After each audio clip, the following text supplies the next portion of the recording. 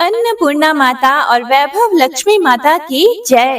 हे प्रिय भक्तों, तो आइए सुनते हैं शुक्रवार के दिन सुनी जाने वाली वैभव लक्ष्मी माता और अन्नपूर्णा माता की बड़ी ही पावन कथा।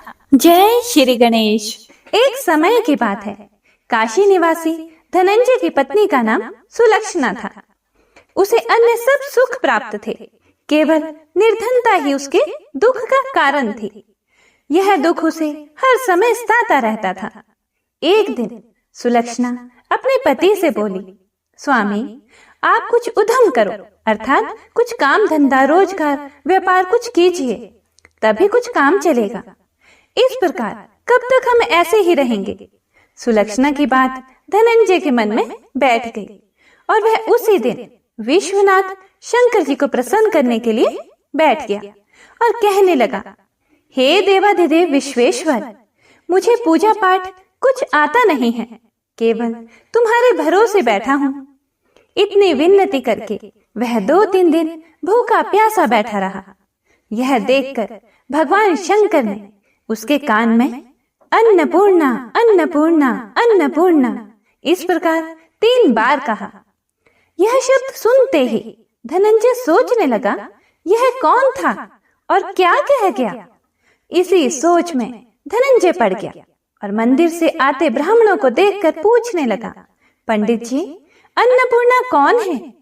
ब्राह्मणों ने सोचा, इसने 2-3 दिन से कुछ खाया नहीं है। तो ब्राह्मणों ने कहा, तू अन्न छोड़ बैठा है, सो तुझे अन्न की ही बात सूझती है। जा, घर जाकर अन्न ग्रहण कर।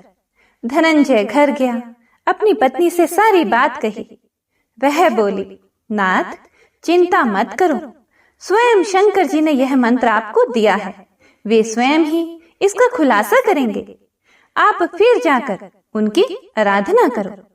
धनंजय फिर जैसा का तैसा पूजा में बैठ गया। जब वह पूजा में बैठा था तो रात्रि में शंकर जी ने आज्ञा दी। शंकर जी बोले, तू पूर्व दिशा में चला जा। यह सुनते ही वह चला गया और वह अन्नपूर्णा का नाम जपता जाता और रास्ते में फल खाता, झरनों का पानी पीता जाता।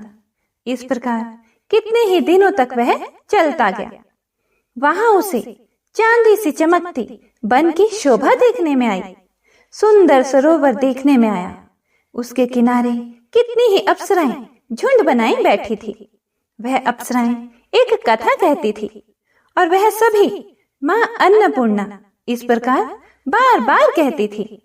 यह अघन मास की उजेली रात्रि थी और आज से ही व्रत का आरंभ था। जिस शब्द की खोज करने वह निकला था, वह उसे वहां सुनने को मिला। धनंजय ने उनके पास जाकर पूछा, हे देवियों, आप यह क्या करती हो? उन सब ने कहा, हम सब मां अन्नपूर्णा का व्रत करती हैं। धनंजय ने उनसे पूछा कि ये व्रत कैसे होता है, व्रत करने से क्या होता है, यह आज तक किसी ने किया भी है, इसे कब किया जाए, ये कैसा व्रत है और इस व्रत की विधि कैसी है, मुझसे भी कहो। अप्सराएं कहने लगी, इस व्रत को सब कोई कर सकते हैं। 21 दिन तक के लिए 21 गांठ का सूत लेना चाहिए। 21 दिन यदि ना बने तो एक दिन उपवास करें। यह भी ना बने तो केवल कथा सुनकर प्रसाद लें। निराहार रहकर कथा कहें। कथा सुनने वाला कोई ना मिले तो पीपल के पत्तों को रख सुपारी या घृत कुमारी को सामने कर, दीपक को साक्षी कर, सूर्य, गाय, तुलसी या महादेव को बिना कथा सुनाए मुख में दाना ना डालें। यदि भूल से कुछ पड़ जाए तो एक दिवस फिर उपवास करें। व्रत के दिन क्रोध ना करें और झूठ ना बोलें। धनंजय बोला, इस व्रत के करने से क्या होगा?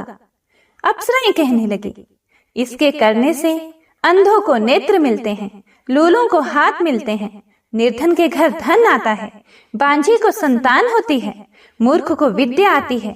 जो जिस कामना से व्रत करे, माँ उसकी इच्छा पूरी करती है। वह कहने लगा, बहनों, मेरे भी धन नहीं है, विद्या नहीं है, कुछ भी तो नहीं है, मैं भी तो दुखियारा ब्राह्मण हूँ, मुझे इस व्रत का सूत दोगी? अप्सराएं बोली, हाँ भाई, तेरा कल्याण हो, तुझे हम जरूर देंगे, ले इस व्रत का मंगल सूत्र ले। धनंजय ने व्रत किया, व्रत पूरा हुआ। तभी सरोवर में से 21 खंड की स्वर्ण सीढ़ी हीरा मोती जड़े हुए प्रकट हुई।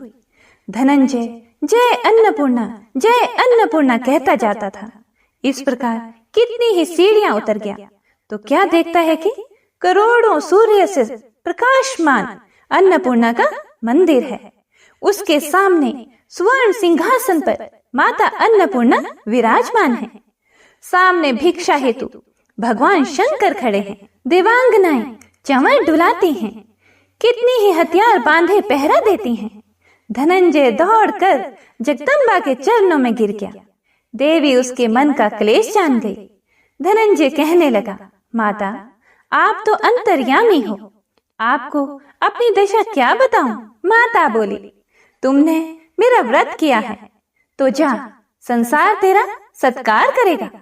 माता ने धनंजय की जिह्वा पर बीज मंत्र लिख दिया। अब तो उसके रोम रोम में विद्या प्रकट हो गई।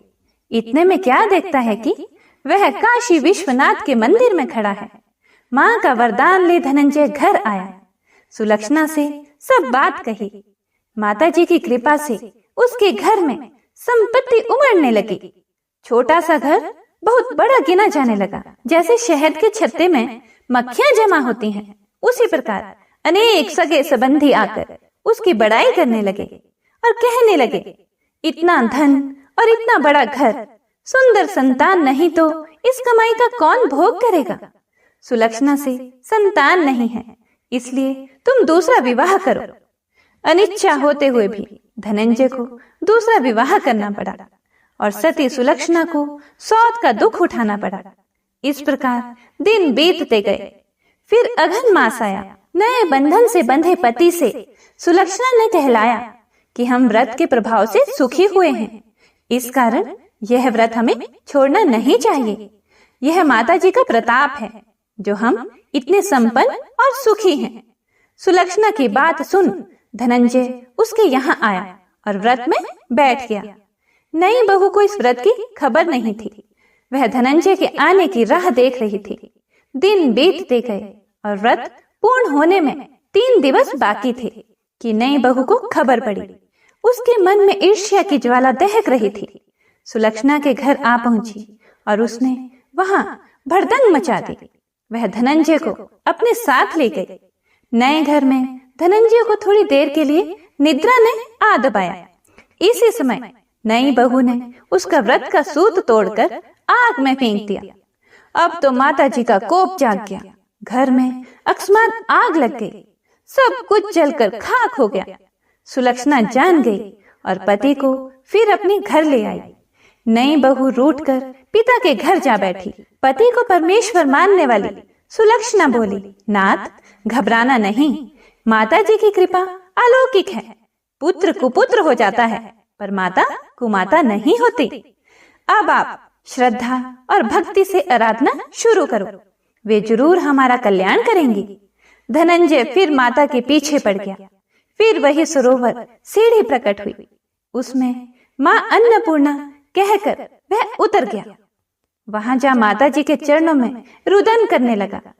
माता प्रसन्न हो बोली, यह मेरी स्वर्ण की मूर्ति ले, उसकी पूजा करना, तू फिर सुखी हो जाएगा।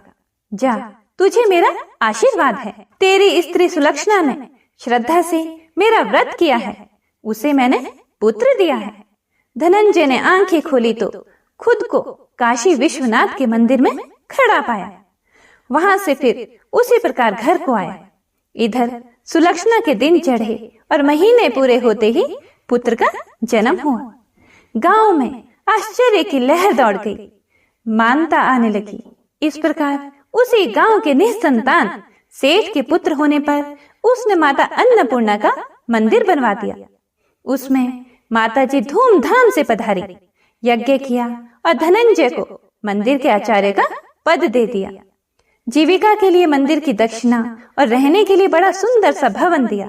धनंजय स्त्री पुत्र सहित वहां रहने लगा। माता जी के चढ़ावे में भरपूर आमदनी होने लगी और उधर नई बहू के पिता के घर डाका पड़ा। सब लूट गया। वे भीख मांगकर पेट भरने लगे। जब सुलक्षणा ने यह सुना तो उन्हें बुलावा भेजा, अलग घर में रख लिया और उनके अन्न वस्त्र का प्रबंध कर दिया। धनंजय, सुलक्षणा और उसका पुत्र माता जी की कृपा से आनंद से रहने लगे। माता जी ने जैसे इनके भंडार भरे वैसे सबके भंडार भरे। कथा को सुनने वाले, कथा को सुनाने वाले और हुंकारा भरने वाले सभी के भंडार भरना। कथा अधूरी हो तो पूरी करना, पूरी हो तो मान करना। प्रेम से बोलिए अन्नपूर्णा माता की जय। आइए अब पूरे भक्ति भाव से श्रवण करते हैं संपूर्ण वैभव लक्ष्मी व्रत कथा का। एक बहुत बड़ा नगर था जिसकी जनसंख्या बहुत ज्यादा थी।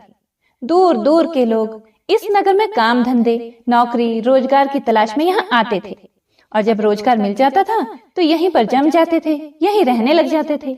ये लोग अपने काम धंधों में ऐसे व्यस्त रहते कि अपने अतिरिक्त किसी की भी परवाह नहीं करते थे।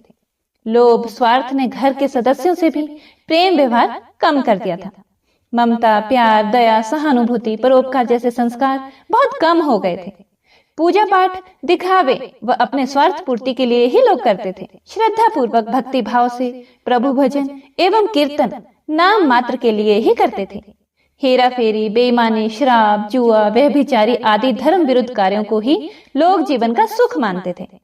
उच्च विचार की शिक्षा पुरानी पड़ गई थी। अब तो अधिकतर लोग किसी भी प्रकार से धन कमाकर ऐश करो पर विश्वास करते थे। इसी नगर में शीला अपने पति के साथ रहती थी। शीला के पति का अपना एक छोटा सा कारोबार था। वह बहुत विवेकी और सुशील था। ईमानदारी से वह अपना कारोबार करता था, जिससे उसका कारोबार ठीक ठाक चल रहा था और आराम से उनका जीवन व्यतीत हो रहा था। शीला धार्मिक प्रवृत्ति की, संतोषी स्वभाव की स्त्री थी। वह कभी भी किसी की बुराई नहीं करती थी। यथासंभव दूसरों की सहायता को हमेशा तत्पर रहती थी। घर के कार्यों से बचे समय का सदुपयोग वह प्रभु भजन व कीर्तन करने अथवा धार्मिक या ज्ञानवर्धक पुस्तकें पढ़ने में बिताती थी। वास्तव में उनकी गृहस्थी एक आदर्श गृहस्थी थी। आसपास के अधिकांश लोग उस परिवार की बहुत ही सराहना करते थे, किंतु कुछ लोग जिन्हें दूसरों की खुशी देखकर जलन होती है, उन्हें सुख संतोष पूर्वक जीवन यापन करते देख मन ही मन जलते थे। वे इस प्रयास में रहते थे कि किसी भी प्रकार शीला के पति को गलत रास्ते पर चलाकर उसकी धन संपत्ति से, उसकी दौलत से खुद ऐश करें। शीला का गृहस्थ जीवन इसी प्रकार हंसी खुशी चल रहा था। पर कहावत है ना, सब दिन होत न एक समान। मनुष्य के जीवन में सुख दुख, लाभ हानि लगे रहते हैं। शीला के पति को भी अपने कारोबार में काफी घाटा उठाना पड़ा। ऐसा लग रहा था कि जैसे मानो कुछ भाग्य ही उसका रूठ गया हो। वह अपने कारोबार में हुए घाटे का जल्द से जल्द लाभ में बदलने के चक्कर में गलत लोगों से मित्रता कर बैठा। ये झूठे मित्र उसे जल्द ही करोड़पति बनने का सपना दिखाने लगे और उसे जुआ, घुड़दौड़, शराब आदि के कुचक्कर में डाल दिया। भला आज तक जुए, शराब आदि कुटैबों से कौन धनवान हुआ है जो वह धनवान हो पाता? शीला का पति करोड़पति तो बना नहीं, खाकपति जरूर बन गया। वह रोडपति बन गया, यानी रास्ते पर भटकते भिखारी जैसी उसकी स्थिति हो गई थी। जल्द से जल्द अमीर बनने के लालच में वह घर में थोड़ी बहुत बची धन संपत्ति, गहने जेवर आदि सभी गंवा बैठा। एक समय ऐसा था कि पति पत्नी सुखपूर्वक जीवन व्यतीत कर रहे थे। कुछ ही दिनों में ऐसा समय आ गया कि उनको 2 समय के भोजन के भी लाले पड़ गए। घर में दरिद्रता, भूखमरी का माहौल हो गया। इससे शीला का पति और भी ज्यादा चिड़चिड़ा हो गया। वह बात विवाद पर अपनी पत्नी शीला के साथ गाली गलौज और मारपीट करने लगा। शीला एक सुशील और संस्कारी स्त्री थी।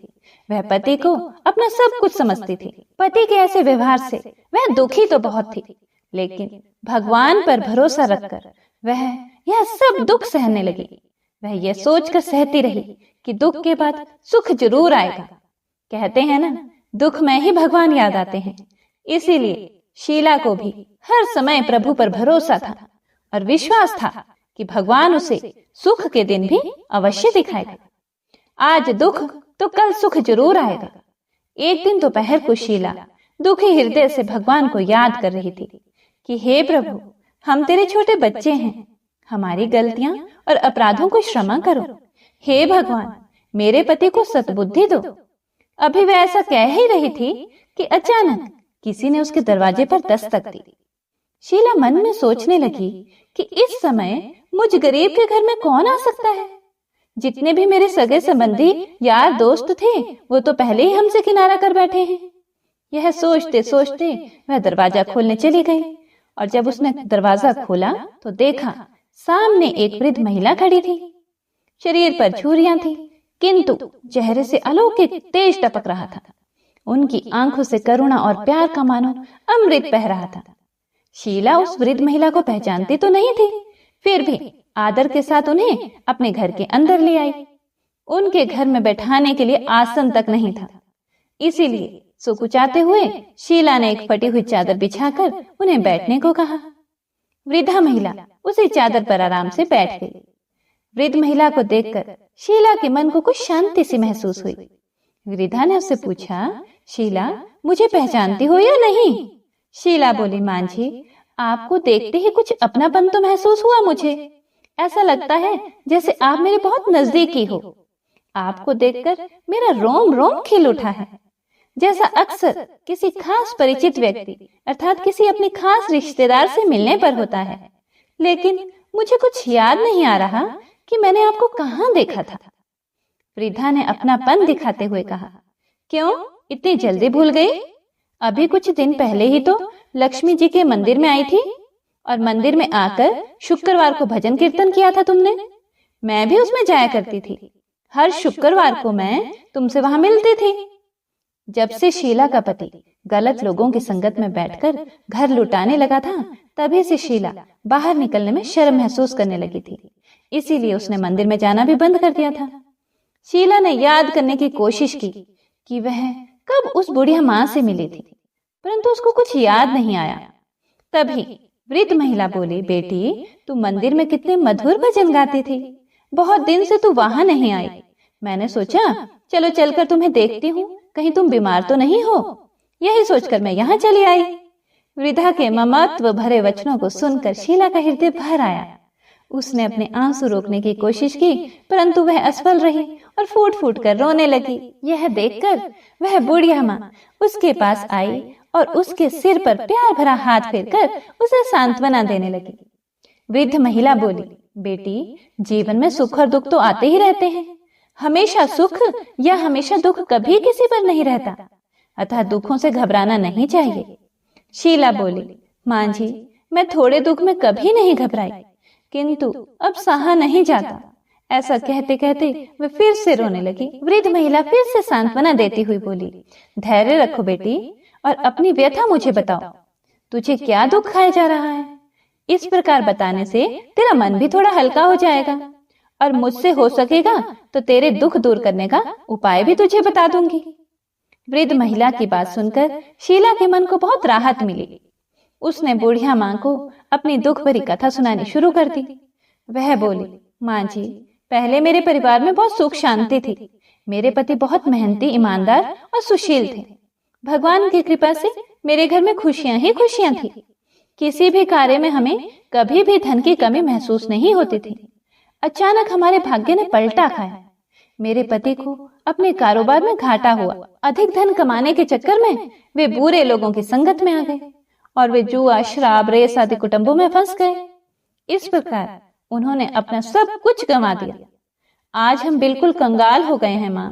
अब तक तो जैसे तैसे घर की छोटी मोटी चीजें बेचकर अपना गुजारा कर रहे थे। अब तो घर की सभी वस्तुएं भी समाप्त हो गई हैं। हम दर दर की ठोकरें खाने वाले भिखारी हो गए हैं। वृद्ध महिला बोली, बेटी कर्म की गति बड़ी न्यारी होती है। मनुष्य यदि अच्छे कर्म करे तो उसे दुख नहीं उठाना पड़ता। कुछ पिछले जन्मों के कारण लाभ हानि अथवा सुख दुख मनुष्य पर आते रहते हैं। ऐसे में वह संयम से काम ले और भगवान पर भरोसा रखे तो शीघ्र ही उन दुखों से पार पा लेता है। बेटी तेरे दिन भी अवश्य फिरेंगे। मैं तुझे एक उपाय बताती हूँ। तू भगवती महालक्ष्मी की भक्त है।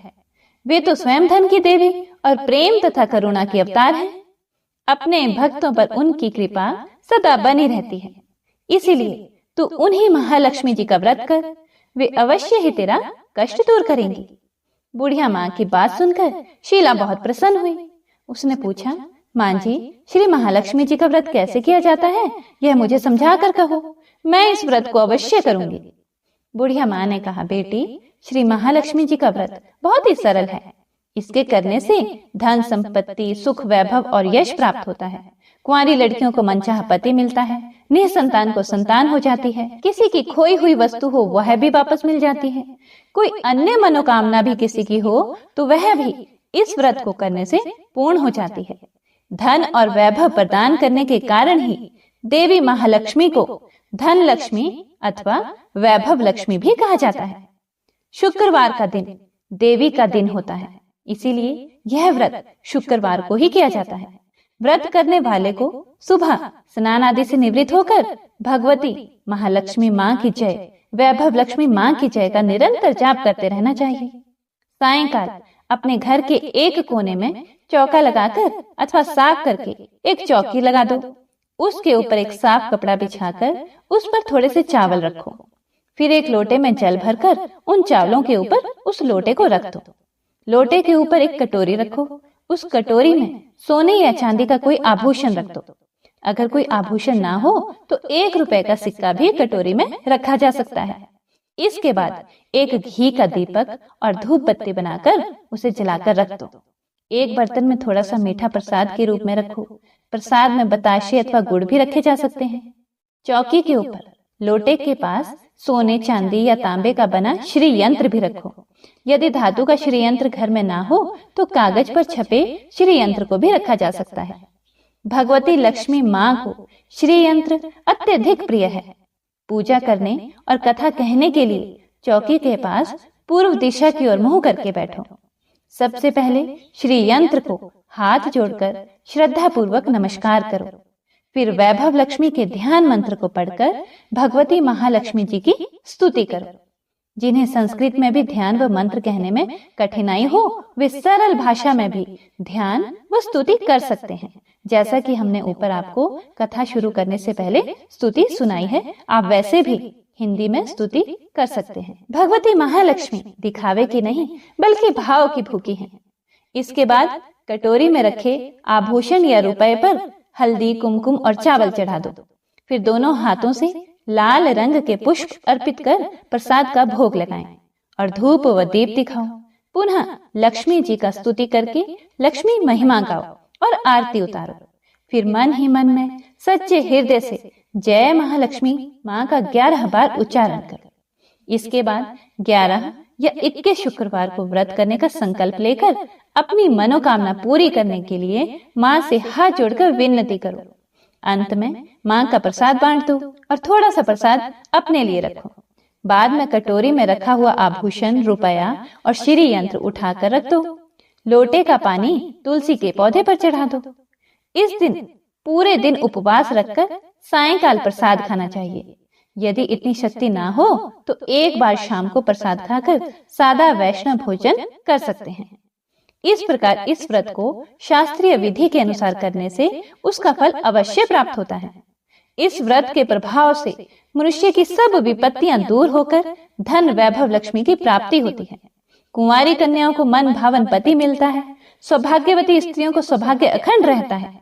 निःसंतान दंपति को संतान की प्राप्ति होती है और कोई भी किसी की कुछ भी मनोकामना हो तो वह भी अवश्य पूरी होती है। शीला यह सब सुनकर बहुत ही खुश हुई, बहुत प्रसन्न हुई। उसने कहा, माँ जी, आपने यह जो श्री वैभव लक्ष्मी के व्रत की विधि मुझे बताई है उसे मैं अवश्य ही करूंगी। आप कृपा करके मुझे इसकी उद्यापन विधि भी समझा कर बताइए। वृद्ध महिला ने कहा, बेटी, इस व्रत की उद्यापन करने की विधि भी बहुत ही आसान है, बहुत सरल है। ध्यान से सुनो। 11 या 21 जितने शुक्रवार को व्रत करने का आपने संकल्प किया हो उतने व्रत पूर्ण श्रद्धा और भावना पूर्वक पूरे होने पर अंतिम शुक्रवार को उद्यापन किया जाता है। इस दिन पूजा विधि हर शुक्रवार को की गई पूजा विधि की तरह ही की जाती है। इस दिन प्रसाद के लिए नारियल गिरी और खीर का प्रसाद वितरित किया जाता है। प्रसाद के साथ कम से कम 7 कुंवारी या सौभाग्यवती स्त्रियों को कुमकुम का तिलक लगाकर श्री वैभव लक्ष्मी व्रत कथा की एक पुस्तक भेंट दी जाती है।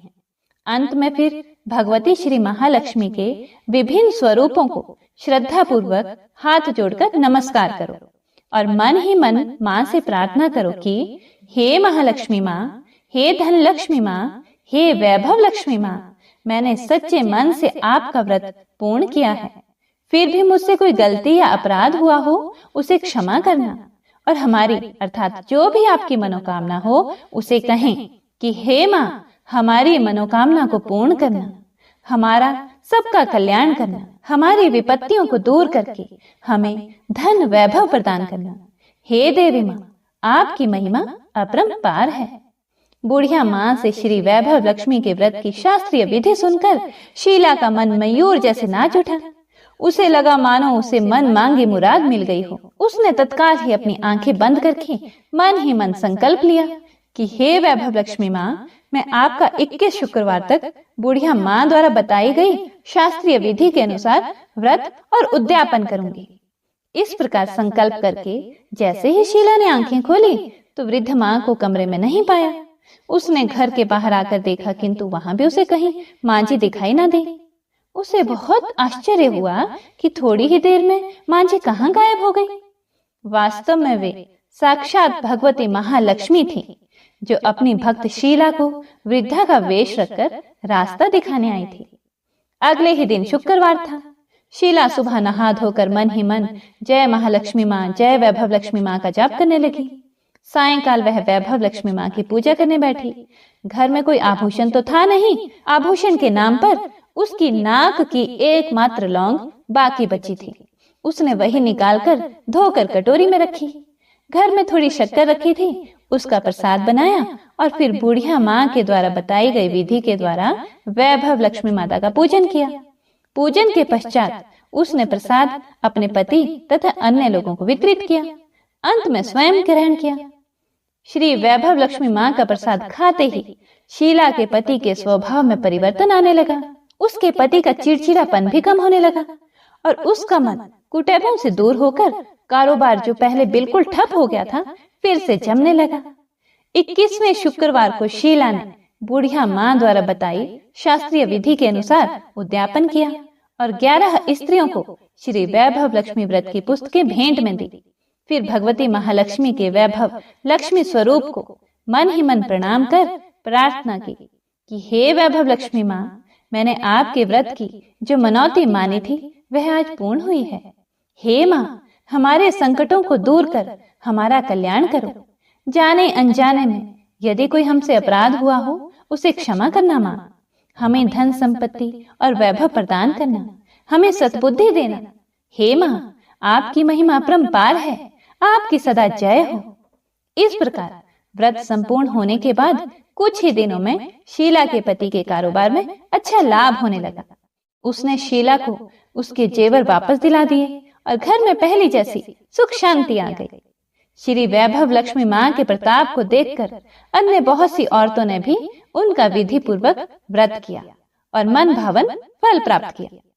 हे महालक्ष्मी माँ, हे वैभव लक्ष्मी माँ, जैसे आपने शीला पर कृपा की ऐसे ही अपने अन्य भक्तों पर भी कृपा करना। हे माँ, कथा को सुनने वाले, सुनाने वाले और हुंकारा भरने वाले सभी पर अपनी कृपा बनाए रखना।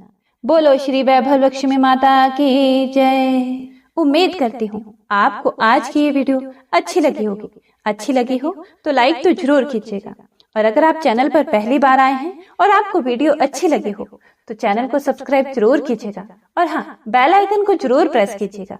इससे होगा ये कि जब भी हम कोई नई पोस्ट डालेंगे तो आपको उसका नोटिफिकेशन उसी समय मिल जाएगा। तो मिलते हैं अगली वीडियो में, तब तक के लिए जय माता दी। आपका मंगल हो।